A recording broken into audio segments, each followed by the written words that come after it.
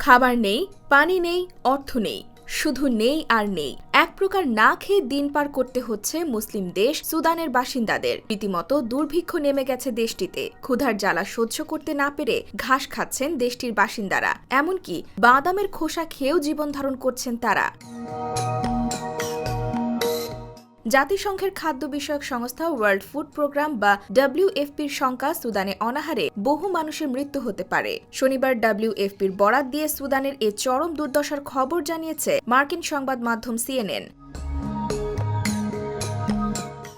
WFP বলেছে, পশ্চিম সুদানের দারফুরে মানুষের অনাহার ঠেকানোর সময় ফুরিয়ে আসছে। ক্রমবর্ধমান সহিংসতা গোটা জাতিকে শেষ করে দিচ্ছে। যুদ্ধরত পক্ষগুলোকে সতর্ক করে দিয়ে জাতিসংঘের খাদ্য সংস্থা বলেছে, দারফুর এবং সুদানের অন্যান্য যুদ্ধকবলিত এলাকায় খাদ্য সংকট তীব্র আকার ধারণ করছে। এসব এলাকায় মানবিক সাহায্যের অনুমতি না দিলে ক্ষুধায় বহু মানুষের মৃত্যু হতে পারে।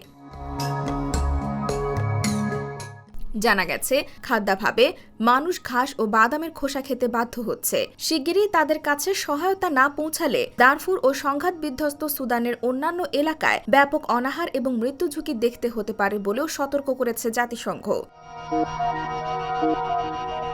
এর আগে গত বছরের 15 এপ্রিল সুদানের সেনাবাহিনী এবং আধা সামরিক বাহিনীর র্যাপিড সাপোর্ট ফোর্সেসের মধ্যে সশস্ত্র সংঘাত শুরু হয়। পরে এই সংঘাত দেশটিতে গৃহযুদ্ধের রূপ নেয়। ইতিমধ্যেই প্রাণ বাঁচাতে ঘরবাড়ি ছেড়ে পালিয়েছে অনেক মানুষ। যুদ্ধের কারণে দেশটির কৃষি উৎপাদন 78% কমে গেছে।